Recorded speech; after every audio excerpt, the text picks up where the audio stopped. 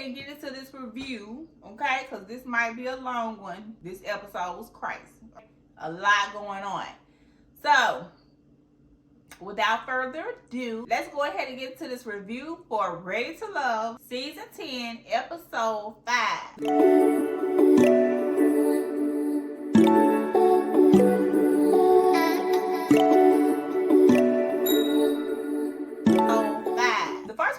Talk about or say something about is Kiara. I really wish Kiara would stop calling Jay her man. I don't know. I just don't see it. I just don't see it. But we gonna see. The next person is Tay and her revealing that Cisco told her that he not only not have a car, but he also doesn't have his own place to stay and he lives outside of a room. Say what now? I really think that Cisco opened up to Tay about his cheating in the past and his current situation with, him not having a car and staying in somebody's room is because he thinks she is young and gullible. And him trying to make her feel bad about pulling back, which is very manipulative, okay? If anything, how the man that he comes off as, you would think that would have looked at her pulling back as a good thing, because now she's not the type that just gonna go for anything. And I really did not like the fact that he made her feel like her pulling back was like on her or a bad thing because she pulled back and now he can't trust or whatever. I opened up to you about yada yada yada. She didn't ask you to open up to her about none of that shit. You chose to open up to her. That's on you, okay? The fact that she pulled back is a good thing. It's actually shows, because I'm thinking like, okay, this girl don't have no boundaries. And she don't let you talk her back into being cool with you again or not pulling back from you just because of your situation. And she should not do that. I just wish that Tay would stop doubting what she is feeling. It's okay if you're not there with him right now. If he's a for real, genuine man and care about you wholeheartedly, he will honor, all caps, okay, your feelings in this moment of you pulling back due to his instability. Go get himself together and then come back and court you properly. And while we at it, let's just go ahead and get Francisco out of the way. Sir, how are you, this grown man at your grown age, not having these very simple everyday life essentials? Very simple, by the way. And you're on a dating show. Please elaborate. Because when they had on the thing that he's a diversionary liaison, I'm like, what the even is that? I mean, I could see if you didn't, you explained the whole divorce situation. I guess it was just that bad that it took you down through there to the point where you don't have a car nor a place to stay and you're staying in someone's room. Okay, I get, sometimes you do have to go back home if you are back at your home. You said a room, so ain't no telling where that is. But at least a car. Come on now. You ain't got no car? Do you really even have a job? How are you on a dating show for love, marriage, and all that other ish, and you ain't got your shit together? Any logical man that has respect for himself, respect for his life decisions and his current situation would have respectfully declined Ready to Love's offer to be on this show. How can you even with a straight face, Francisco, be on a dating show and you ain't even got it together in your own life and in your own world? Moving on to Cam. Even though Cam and Rose remind me of that old school love and I like their energy together, I still feel like Cam a little F-boy. Him saying that he's not waiting longer than a month to do the hanky-panky. Run, Rose, run, okay, quickly. I also feel like Kim is full of ish because he's in the lounge going in for Sahara like he really like her like that, and he just full of ish. He full of shit, okay? If Cam saw Sahara on the streets before any of this, he would not look at her twice. Let's just be honest. And this is not a dig to Sahara at all, but Cam is full of it. Him calling out Fitz like Fitz is the leader of the boys. Sir, these are all grown men with their own grown mind. I'm pretty sure if they didn't feel the way that they said they felt about Sahara, they would have said it, regardless of Fitz's feelings toward her or not, okay? All of the other men said their own opinion and what they feel and how they feel about Sahara. Fitz is not the leader of the men, okay? He did not put a battery in nobody's back. I'm pretty sure they had their own feelings about Sahara. And he's talking about you have to break her down, or once you break her down. First of all, you shouldn't have to break nobody down that has done the work and is genuinely ready for you. If you feel like you're having to break a woman down, or break a woman walls down, or whatever the case may be, this only tells me that they are not healed, they are not whole, and they are not happy, at least 80 to 85% of themselves on the inside in their life, period. And what makes him think Sahara has walls up or he has to break anything down from her?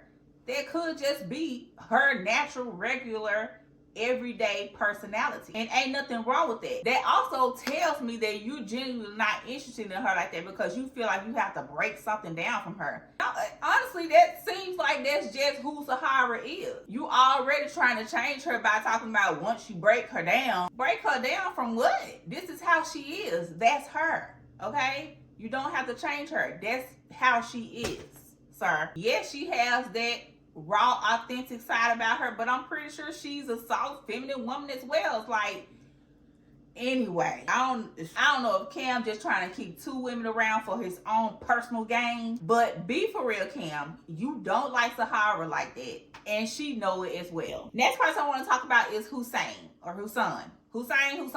That's gonna be his name. Hussein finally got some camera time, y'all. Hussein finally got a day. Hussein said that he feel like Coley is showing her representative. Child, I don't think that that's Coley representative at all. I think that that is exactly who Coley is. All right. Next person I want to talk about is Mahin. Mahin was not studying nothing Rocky was talking about. Nothing. And I said this on the last review, child. Mahin be spacing out.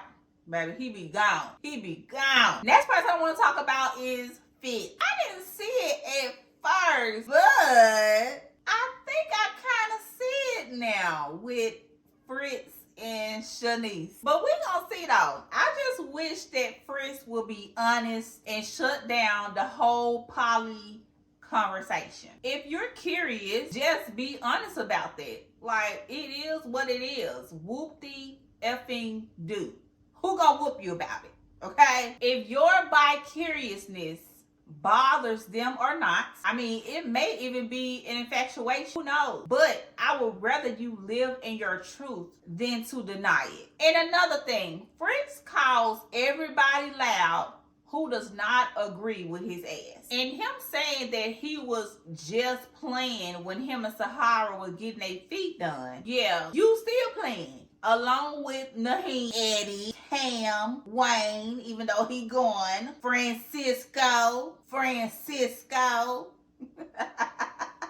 Hell, you might as well add all of them up in there. All of them except for Hussein. And I really can't even say him because he don't get no camera time. Now on to Shanice. With the way Shanice dresses, you would think that she's in her 20s. If you take a picture of her and cut off from the neck up and just have the picture from the neck down, and if somebody say, guess what her age is? Guarantee whoever says that is going to say she's either in her ages of 20s or early 30s. Dressing like she just came out of a Fashion Nova catalog. You definitely wouldn't think she is the CEO of nothing. With a woman of her age and status, you would think that she would dress more grownish. But okay. Now on to Coley. I relate to that. Girl, Coley girl. Coley girl. Coley girl. Is you on that stuff? Is you on that stuff? Did you take a sniff of something before you stepped on the scene? Child. Serious question. Serious question. And ma'am, did you even bother or attempt, okay, to do something to your hair? You done had that same clip in that same spot with that same little pull down on the side since the past 3 episodes. And what the fuck do you have on? I want you to know, like, when I first met you.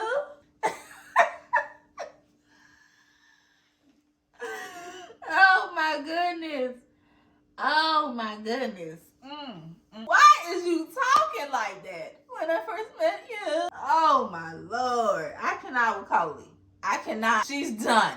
Get her ass off the show. She is done. I know Coley has got to be embarrassed looking back at this footage. She gotta be embarrassed. The other person they need to get off this show is Angie. How you gonna be mad at Eddie when you damn near on every man's nuts on this show? You was just twerking on somebody in the middle of the street. You was just holding your phone out to get Cam's number, and he had to tell your old hungry ass, no ma'am, I get your number. I court you. Something ain't right with Angie. I'm telling you. How are you this comfortable on national television saying that you will off, can't say the other word, somebody? What? This is not even your man. You don't even know these people. The fact that she said that shit, period.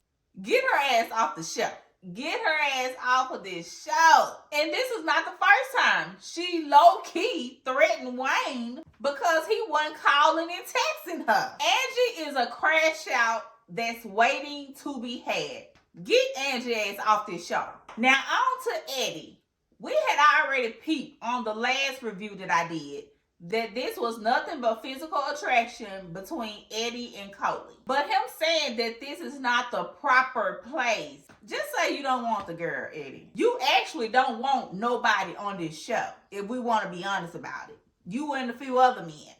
Y'all just here at this point. Now let's talk about Sahara. Out of all the people she could have picked to go out on a date with, she picked the one person that texted her, "Hey, friend."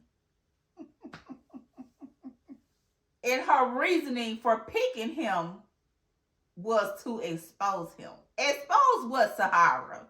What are we exposing? It's clearly obvious that all of the other women already know about the poly thing. So what are we exposing again? There is nothing to expose. If the women don't want him on the show, they will eventually get his ass off the show. But what it really was is Sahara don't have no other options for real like that. So she chose to go with Fritz for some type of agenda that still didn't even work for her. Because the women already know about this poly situation from Coley. I would have much rather seen Sahara invite somebody on the date that she was even remotely a little bit genuinely interested in, and vice versa. Someone that probably may have wanted to genuinely a little bit interested in getting to know her, even if it was just, you know, as friends. Hey, friend.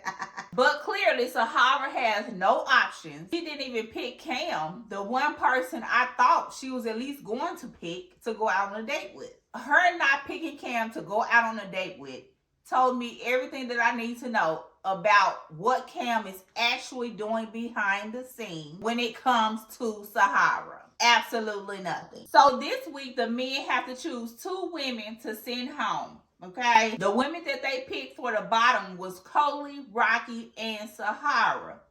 Yet again, Sahara is in the bottom. At this point, I would have just been like, listen, I'm just going to bow out gracefully. Don't even worry about it. If I was Sahara, I would just be like, I'm just gonna exit stage left my own self off the show. How about that? Okay? Like, damn. Of course, they didn't show who were the two ladies that are going home because they want to tease us by putting it on the next episode. Boo! I honestly feel like the two that are gonna go home is Coley and Rocky. Because I feel like they feel like Sahara is good for TV, so they want to keep her around a little bit more and aggravate the men a little bit more. So if they're planning like that, then they're gonna get rid of Coley and Rocky, okay? But if the men are remotely a little bit genuinely interested in these women, they will go ahead and send Coley and Sahara home. But we gon' see. And in closing, my thoughts on this episode. This episode was a complete fool. Even though it was a fool, okay? I probably laughed more in this episode than any of the other episodes previous to this. It was so many what the F moments in this episode to the point to where I'm like, at this point, just throw the whole cast away. Just throw the whole cast in the trash. This cast is a complete disaster. The more we get to know these people, the more disastrous it gets. The game was cute, but some of the things that the men said should have never been told to the public. These people got children, lives outside of this show, businesses, reputation, employer. It's like, no. And the two women that won the game are the very two women the men don't want to go out on a date with. And you can tell the drinks was flowing because everybody wanted to kiss on this episode. Well, at least the women did. I feel like Fitz would have kissed Shanice.